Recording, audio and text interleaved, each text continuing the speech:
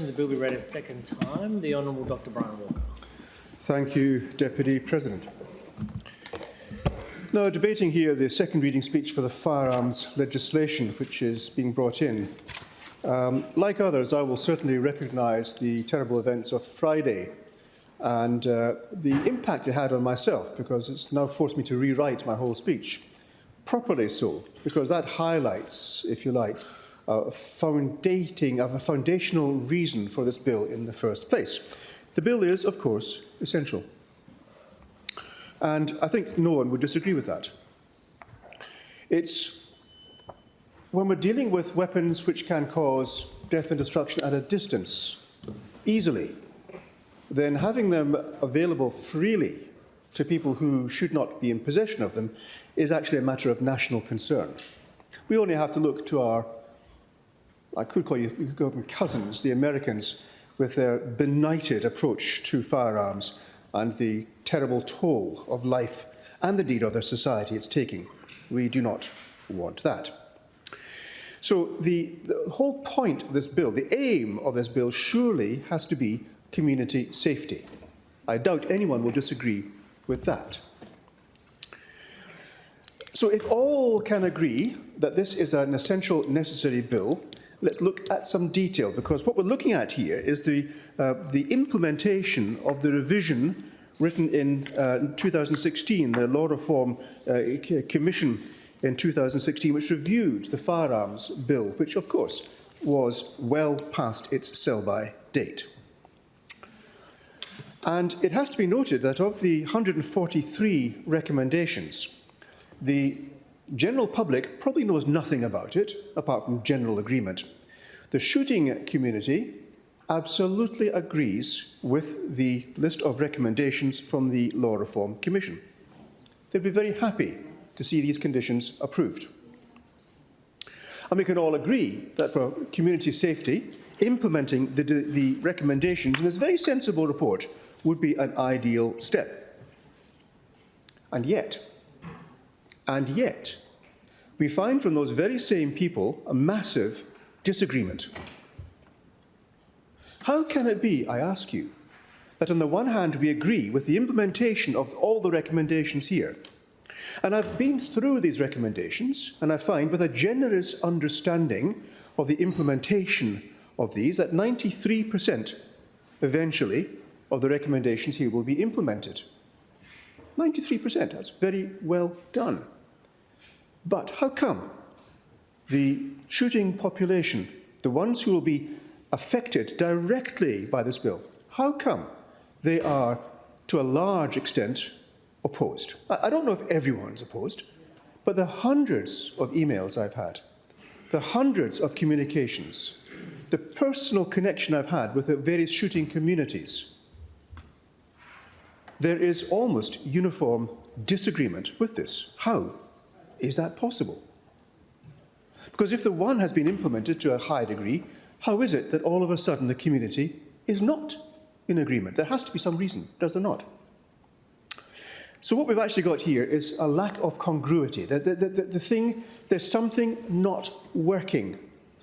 And it's interesting that on one side of the House here, we're finding that people are ignoring that. They're saying, that the bill is fine and you're all wrong. Your opinion has to be wrong because we've done exactly what the Law Reform Commission said, without listening to what's been said. Now, on the other hand, I heard from a very trustworthy, very eminently respectable minister here that consultation had been thorough. Consultation had been exceptional. I would like to believe that. I would also like to have believed the same of the Aboriginal Cultural Heritage Bill, when the same argument was made. And on this side, we said, well, that's not what we are hearing. Oh, no. We were told, oh, no. The consultation was, well, nigh on perfect. Members, it was not, was it? And so the same argument is made here, and I listen to what the people have said on the shooting community, who said, well, they came one day, they didn't consult, they told us what's going to happen, and the following morning, the printed bill came out. So they had no intention of listening to our thoughts. The bill had been written And the consultation was actually, let's say it, let's call it what it was, a sham. We fulfilled the obligation to consult. I'm using air quotes here. We fulfilled that obligation, but it was a typical misleading. I've come across this time and time again. There was people I saw up when I was working in Newman, when some nurses came by to talk to the doctors there, and they said, "We've come here to talk about closing the gap." I said, "Closing the gap? Interesting. See that door there?" I pointed to the main door. "Which gap are you talking about?" And they said, "Aha, we've got a fresh one here," they said. See that door there? Anyone can come through that door. There's no barriers whatsoever. The problem is that the medicine that we're offering often isn't accepted. For example, people coming into a hospital, they wouldn't want to stay for the IV antibiotics because of the ghosts of their family who've been left behind. They'd rather be out in the garden in the back. And our concept was to build an Aboriginal healing garden at the back, which of course the government wasn't going to do. And I said to these girls, I said, "Is it possible that the consultation you've done with the Indigenous elders here has been you at the whiteboard there, you asking for their opinions, what you agree with you write up there, what they don't agree with, you don't actually put on the whiteboard? Could that be the consultation you're talking about, imposing white middle-class politicians from Canberra idea on the Indigenous people of the Martu people? Is that really what we're looking at here?" And I'm sad to say those two very nice nurses ran in some confusion, because that's exactly what had happened. And here, consultation, obviously, people were disagreeing with that effect. They're saying there wasn't consultation. And I'm inclined to believe them. I'm inclined to believe that the people who said there was no adequate consultation were actually correct. There was no consultation. But the other side is saying, no, we consulted well. So the government says this is the best bill. I would like to believe that. Trust us, they're saying. Now, as a member of the public, as well as a politician here, my concept of trusting the government is long since back in the days of fairy tales when I was in my parents' bedroom listening to the bedtime tales. I'm just not prepared to take that trust, anything that I can't verify myself. Now, at the moment, what we've got here is a general population which is governed by fear. It's a great way of getting people to agree. Fear.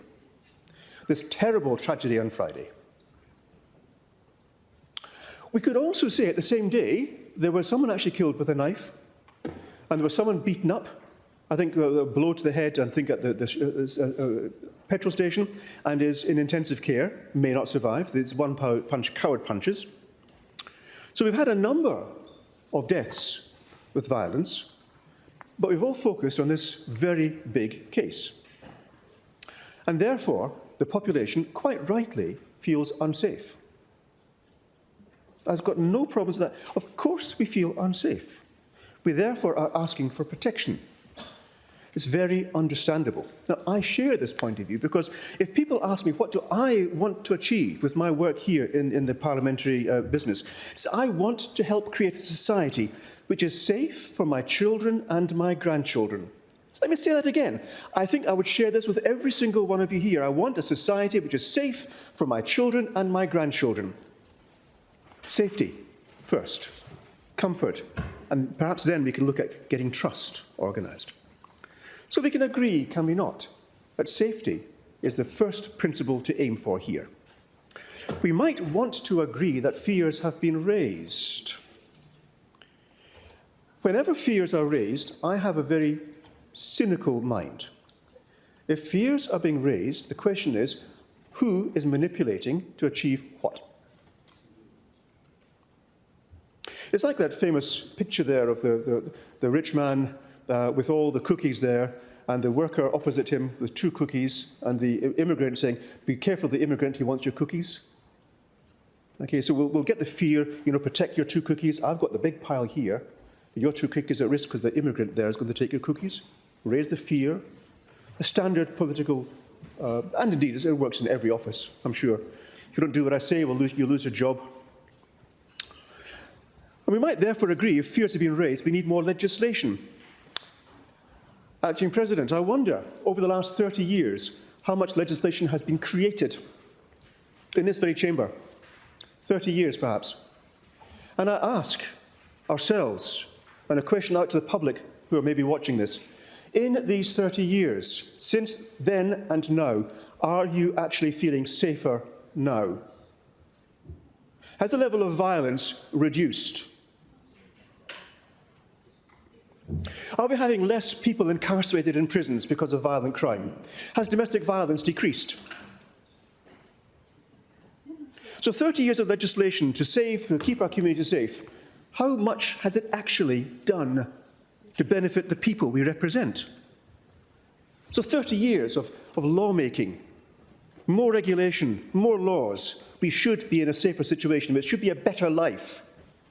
And I would put it to you that that is not the case. So if that is the case, that we are not better off than we were 30 years ago, from the violence point of view, from societal disruption point of view, then we need to deal with the underlying problems, do we not? Because we've failed in our duties as legislators. If we're not seeing an improvement in our society, the question really is why? Now, I'll focus just now on the firearms for the time being, because it could be a very wide-ranging conversation, could it not? Firearms. Now, you all know that my life story has been pretty interesting. One of my earliest memories was sitting outside our house in Malaya, as it was then. I think I was grinding leaves with a stone to make a soup. And in through the front gates of our villa, if you like, came a big green vehicle, the large white circle and a large red cross in the middle of it. I hadn't seen one before. So I go toddling off to see what's happening.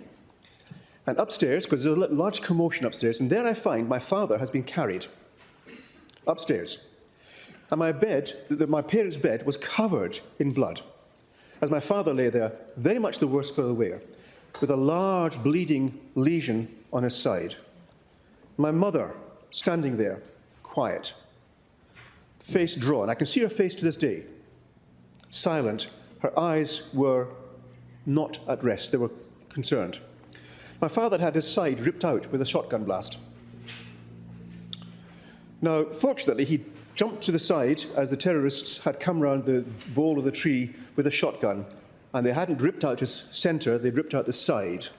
His manager the week before wasn't so lucky. He was, in fact, killed. But my father survived.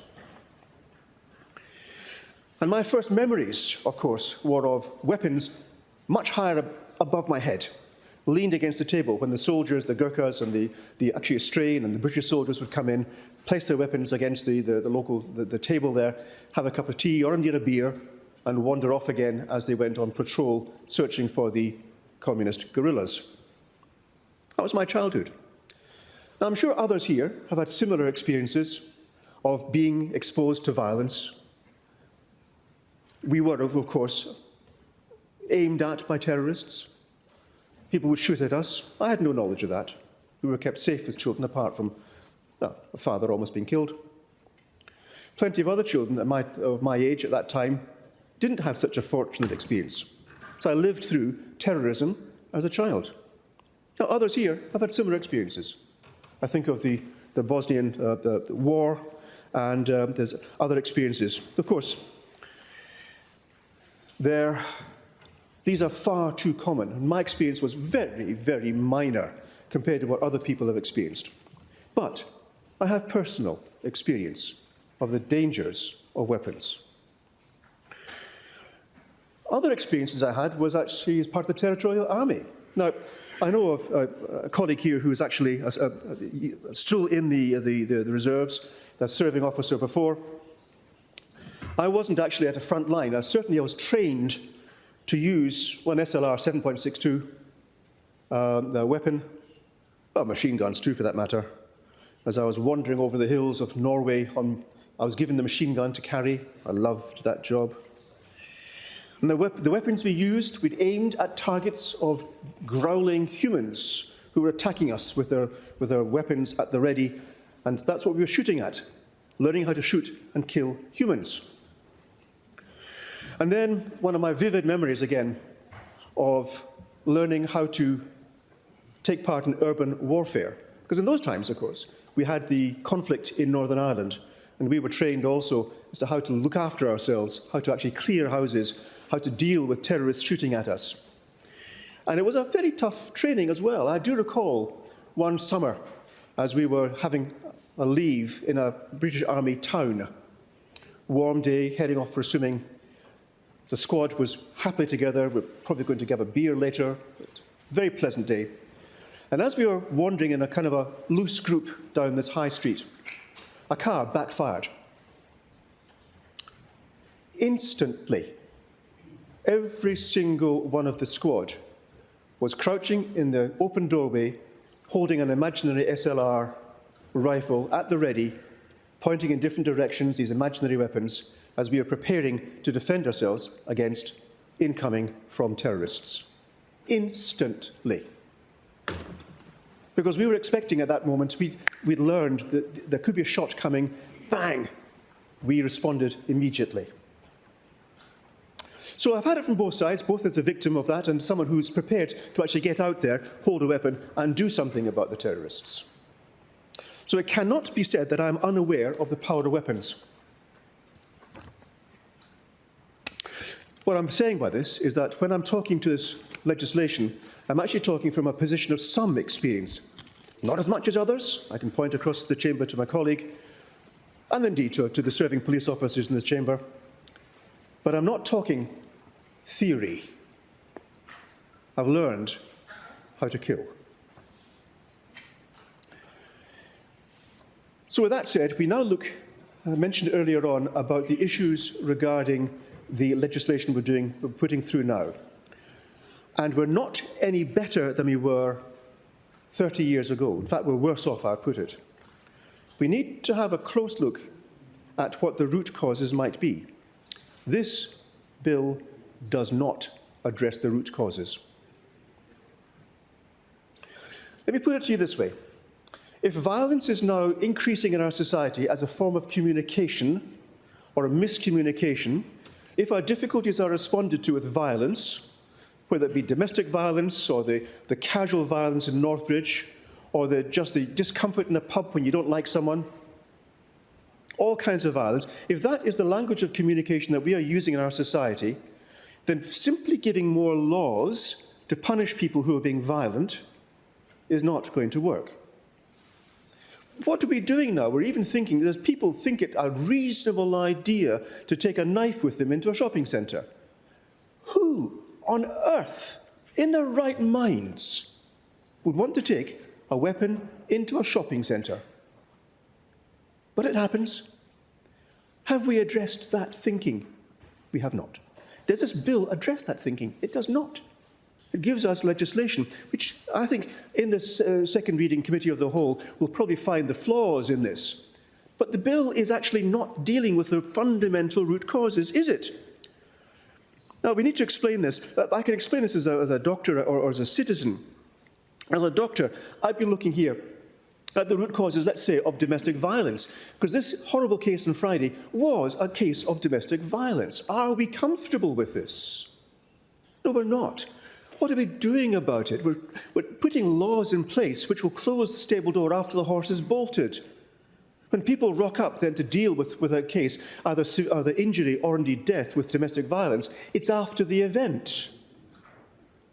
And when people are found guilty of domestic violence and they are released back to allow themselves to do the same thing. I recall vividly, I can't mention the name because I think it's improper to name names of people who've been imprisoned, may still be in prison, but may be free now. But he had an issue with his wife. And he was violent, he's beating her.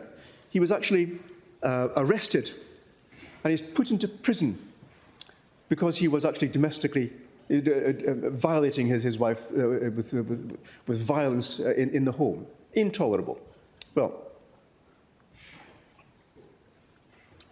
so he ended up in prison. And then he was released. The first thing he did was arm himself with a knife, find his way to his ex-wife, beat her, stab her, and kill her. And then he ended up back in prison, and I interviewed him because I was the doctor receiving him in prison. he had a placid smile on his face. Unbelievable. Because he had felt justification in assuaging his loss of pride by killing a woman who simply wanted to be free of this terrible situation. And that placid smile of feeling, I have done the righteous thing, I did the good thing, you can't fix that. There's no cure for that. There's no prevention for that. It breaks your heart to see that. But this is what we're dealing with in society. And this law we have here, in a well-meaning attempt to assuage some of these problems, will not address that. Is this sufficient? And we can argue that. I think a lot of this bill is actually a good bill. I would admit that. A lot of this bill is a good bill, but it does not actually meet the needs of the people. We can look at causes. How can we reduce the causes? Speaking as a doctor, I will say we need to get the psychosocial situation improved to stop people from feeling the need to exercise violence as a solution to their problem. It is no fun for our thin blue line to be exposed day after day after day, trying to fix the problems after they've happened, when the underlying problems remain unaddressed. And it's like doing the same thing again and again. It's like that gopher day, when you're just repeating it, and you're asking, what are we doing here? How can we fix this? And am I actually wasting my time? Am I losing my sanity by trying to fix a problem which no one else is caring about? And here, there's another call, yet another call, yet someone else is hurt, someone else is beaten, someone else is lying dying there, and you do your best to save their lives, and it fails. How am I going to feel about that when the underlying problems are not being addressed? And the citizens who are experiencing this, you can feel my pain, can you not? The citizens who are experiencing this are seeing the fear, because it might happen to them. Their house might be attacked. They might be the ones who suddenly find themselves being assaulted in their homes. As we saw that case just a short while ago, that lady who was badly beaten, and her husband as well, the thugs, who thought it was quite okay to go into the house, beat them senseless, steal their property, all of their worldly goods. And you ask yourself, what are we doing? What are we doing as politicians? How are we helping to fix this problem? And I would assume that each one of us here has a deep interest, an abiding concern to find the solutions to this problem. So I will not criticise either side. What I will say is both sides have yet to find an appropriate solution to this. And this bill, I would say, is not that solution. This fear we have here is not just the weapons, it's also the knives in the shopping centre. How are we going to deal with this? Well, and the police. We heard earlier from the Honourable Peter Collier the concerns about the police, that the numbers leaving the force every year. Why? The police that I deal with as a doctor, again, I can't mention names, but are telling me of the PTSD they're suffering, of the pressure they're under, dealing with these things on a daily basis. There's one of my friend, actually, a police officer, who's actually dealing with childhood sexual abuse. How do you manage your own mental health when you're dealing with these vile events on a regular basis? How many people do you have to actually pick up off the street and see that they've died? I mean, I haven't done so many of those, but when people die in my arms after a motor vehicle accident, I'm actually okay with that, because it's in my area of control. I've done my best, okay? I'm not sure how the police deal with that. Or when I recall vividly seeing actually a friend of mine again who killed himself at a high-speed, failed relationship, high-speed chase into a tree without a seatbelt. And the only way I recognised him was by his jaw. How many of these can you see before you finally crack? And perhaps this is one reason why we're having issues with the demoralised police force. Perhaps it's one reason why the resignations are happening. And I would also encourage people to consider perhaps the police are actually being move to other areas which are far less important. Chasing a couple of cannabis plants, for example, when we could be actually looking after more important things. I've yet to find a police officer who thinks that's a high priority task. And so we're asking our police to do many things, but the important of managing the wellness, the well-being of our community is not guaranteed because they're being run so ragged, doing unnecessary things. So I'd actually beg that we consider how we might better organise this. Because if we don't do this, we're going to see even more problems among the police force. And we cannot allow that to happen. It's heartbreaking. We must deal with this, if for no other reason, to look after those who look after us. Does this bill suffice? Well, to a point. It does, but more work is needed. I was disappointed that the referral was refused, but I accept that. It doesn't surprise me. If you're going to assume that the legislation coming through is perfectly good, then this delay by sending it to a legislation committee is probably unnecessary. Indeed, I can't. I can point out my distress that we have not thoroughly examined the bill as it should be. Well, I'll reflect even more and say it was a poor decision, but there we are. But consultation. An old story I said before, trust, like the Aboriginal Cultural Heritage Law. So now we come to the policy of the bill itself. I said 93% of the recommendations here had been included, which is a good sign. Why then are so many people, I've yet to find a shooter who has actually agreed with this bill. There's, the general thrust is good, but the detail, the devil being in the detail, of course, the general detail leaves them complaining.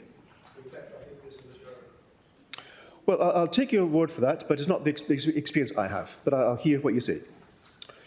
Now, the question here is that who actually, if just this had come through, that would be fine. It hasn't just related to what's in the very sensible recommendations by the Law Commission review. So I wonder who actually wrote the instructions for this bill. Because when I asked the PCO for some information, it was apparent to me that this wasn't actually their language. So someone, somewhere, gave the instructions for this bill to be written. And the information I have is that large parts of this bill have been written by the police. WAPOL. Which might explain the mismatch between the Law Review Commission and the policy of this bill. It might be. I shall ask that in the second reading committee of the whole. But there certainly is a mismatch. When I attended the briefing, and I have to thank the WAPOL for the briefing, it's true, this is just coming into my fourth year in Parliament. This is the only briefing I have actually attended where I actually felt physical anger at the briefing. Generally, when I get a briefing, I hear the facts coming at me, and it's explained, and I'm quite happy to hear that. This one here, the first thing that happened is the police minister came in and very arrogantly said, basically, take it or leave it, and I don't care what you think, and off he stomped. And the ones who were giving the briefing, the ones who remained, were exactly the same. In fact, I was quite disgusted by that, because there was absolutely zero interest in being anything other than commanding, demanding, and informing, this is what you're going to get, and there's nothing to change it. This is the way it is. So take it or leave it, and stick with it. I find it very arrogant.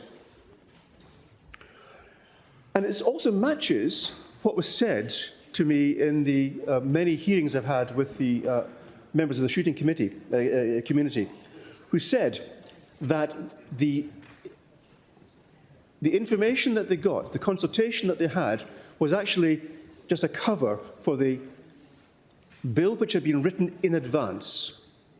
It was given to them, this is here on a plate, this is the way it's going to be, and whatever you say, we're not going to listen to you. We're being dictated to. And that's unacceptable. If you're going to communicate, if you're going to actually consult, at least listen to what's being said. But no, this didn't happen at all. So when it comes to the question of trust, I look at this and I think I don't actually have the trust for that. Now, on the one hand, we've got the communication, the narrative is here. And the narrative that the government is putting out here is clearly one of fear. For example, the idea, we will keep you safe. The weapons have to come off the streets. And I wonder, off the streets? 10,000 weapons off the streets? Even today, in the West, it said we've taken these weapons off the streets. If any of you have had a weapon, a licensed weapon in your possession, you would have had to, first of all, have a gun safe. The gun safe would have to be shown to be affixed to the floor, so it's not removable, although, as Honourable Steve Thomas pointed out, there's nothing absolutely secure. But without that proof and being inspected by the police, you don't actually get a licence to own a weapon. The firearms owners, the legalised firearms owners, have to abide by very strict conditions, failing which they have the weapons removed. So the concept that we've taken 10,000 weapons off legal firearm owners, that's off the streets, that actually is polemic. That is fear-raising polemic designed to make firearm owners appear like criminals. This is not... What's the point of this? Are you wanting to equate firearms owners with being criminals? Is that the point?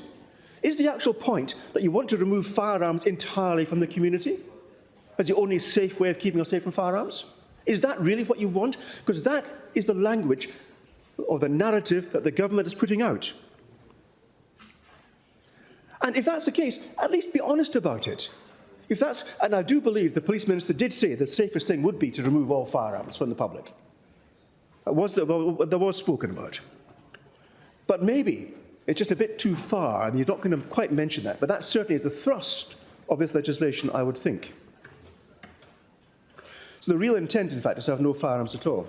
Now, I did a number of searches because when I asked questions, it was difficult to get actual facts. So, from 2021 to 2024, gun-related crimes in Western Australia have shown fluctuations. I have, in that time of 3.5 years, 2.5 years, there were a total of gun-related incidents of around about, this is approximate, just my figures from research, 350. 350 gun-related incidents. Now, that would raise the concerns of any citizen, would it not? When you look at more detail of the gun-related incidents of 350, you will find that of those, about 85 were committed by offenders who are on bail. So the criminals on bail whose weapons were permitted to be retained on their premises. Another 70 of those 350 were offenders with known mental health illnesses. Both of those should have had their weapons removed if we had followed the 1973 legislation as it has been written. Correct me if I'm wrong. And of those residual 195 incidents, they weren't on bail and they didn't have mental health illnesses. Of those remaining 195, around about 130 were known criminals, not fit and proper persons to have a licence.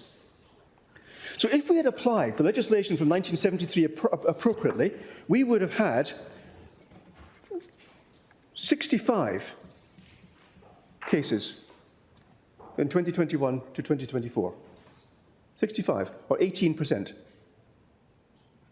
And then I see today that terrible catastrophe on Friday, where once again, 3 times, The police had been asked, begged, to remove the weapons from a man who was possibly violent, and nothing was done.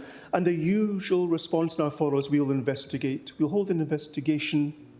After 2 bodies are lying on the floor, and the perpetrator, I don't know where he's going, I don't really care. After the event, yet again, preventable entirely, had we simply obeyed the laws written in 1973. So what is this law going to do that's different? And will the police be any better at following the law with this legislation than they were then? And I think precedent would show us that no. Why? Because the police are engaged elsewhere, doing so many tasks, some of them completely useless. The very concept of, again, I'll mention this, chasing after a plant is more important than keeping someone safe from a gun. And of those incidents of 65, quite a large number of them were suicides. Now, when we're looking at suicide, we can look at other deaths as well. Firearm deaths in that same period, 75. Homicides, suicides, accidental shootings. But suicide was a significant proportion of those deaths. In the same period, 55 were killed by knives. In the same period, 90 people were killed with non-knife, non-gun violence. 90 people, not 75. In that same period, road traffic deaths, 480. 480. Where is the balance? Where is the focus? And we haven't even begun to discuss, have we actually addressed the needs of the population by addressing what the criminals are doing? No, we focused this entire bill on the already legally abiding, lawfully abiding, legally owning firearms owners. And the criminals, well, as for the criminals, do you remember that map? That map which was put out, we were assured that it was completely safe. No, I sat with someone that following week, and that someone, on his computer, using just that map, extracted, after a few very clever steps, he extracted a book of the names and addresses of firearms owners on that map, stratified by hand weapons and long weapons.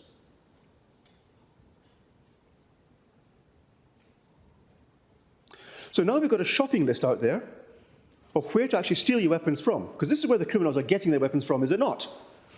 They're stealing their weapons from law-abiding firearms owners, abetted by the actions of the police minister, who allowed data to be sent out, which could be then accessed, identified, and used as a shopping list for future. And then, with the temerity to tell the public and Parliament, no, you can't do that.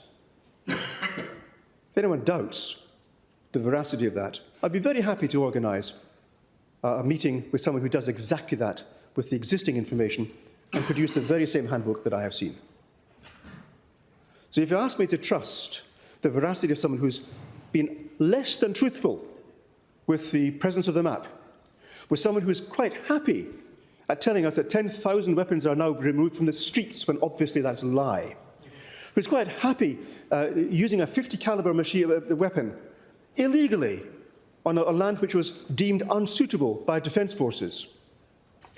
For someone who's actually praised the police for identifying weapon cache hidden under a chair in a basement, but forgetting to tell us this had been reported as a safe place for weapons by a lawful firearms owner at a previous time, and he put this out there as if they discovered a cache of hidden weapons and taken off the streets, and we're now safer because they've discovered this. This is coming from someone who then should be the paragon of virtue, the paragon of truth. And this is the person who is putting out this legislation and saying it is the best legislation that we can possibly offer to our state. And I would tell you, to your face, I disagree with that. The law needs to be followed. This is an attempt at making useful, essential legislation, but it's not right. It's not the correct legislation for our state. In fact, if we've now got police officers writing legislation for the PCO to put into proper form, and that legislation is reflecting the mindset of English police from an English society, transferring it to Australian citizens in an Australian context, I would put it to you that we have a good idea for England transferred improperly to Australia. And I am not cool with that. I'd want laws for Australians, for the Australian society, for Australian conditions which meet our needs, and not those of Yorkshire. We can talk a lot about this, I'd imagine, but you can sense my concern, because what I am seeing here is an attempt at a very good piece of legislation, but missing the underlying needs to address how can our society be more healthy, be safer, be more productive, have people who are actually able to thrive, to flourish in a safe society. And this law fails on that count.